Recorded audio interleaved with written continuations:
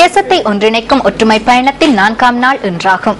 இன்றைய தினம் வாகன தொடரணி சுன்னாகத்தில் இருந்து பயணத்தை ஆரம்பித்து பருத்தித்துறை ஊடாக சாவகச்சேரியை சென்றடைய உள்ளது.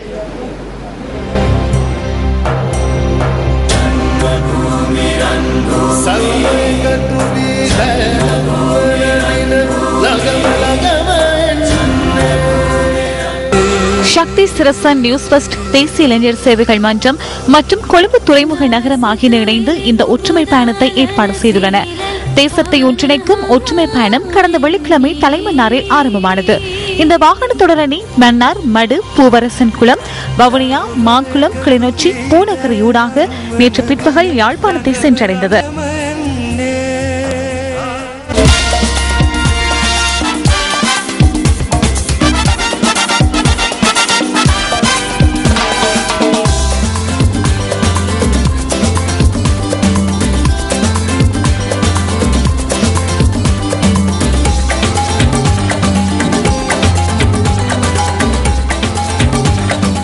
இன்று காலை சுன்னாகத்திலிருந்து பயணத்தை ஆரம்பித்த வாகன தொடரணி பருத்தித்துறையூடாக சாவகச்சேரியை வந்தடைய உள்ளது.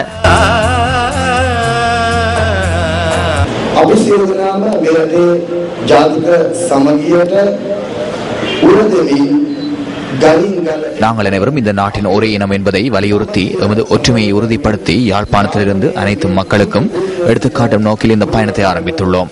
தேசத்தை ஒன்றிணைக்கும் ஒற்றுமை பயணத்திற்கும் பங்களிப்பு வழங்கும் சிறந்த உள்ளம் கொண்ட யாழ் மக்களுக்கும் எமது கௌரவத்தை தெரிவித்துக் கொள்கின்றோம்.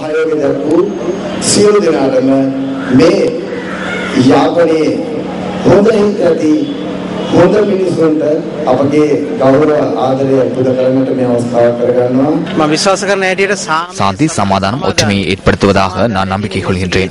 மக்களின் உள்ளங்களில் தான் சமாதானம் உள்ளது.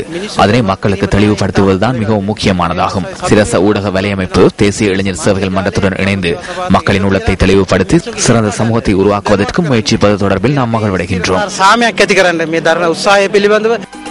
அதன் பின்னர் தேசத்தை ஒன்றிணைக்கும் ஒற்றுமை பயணம் பருத்தித்துறை நோக்கி பயணத்தை ஆரம்பித்தது.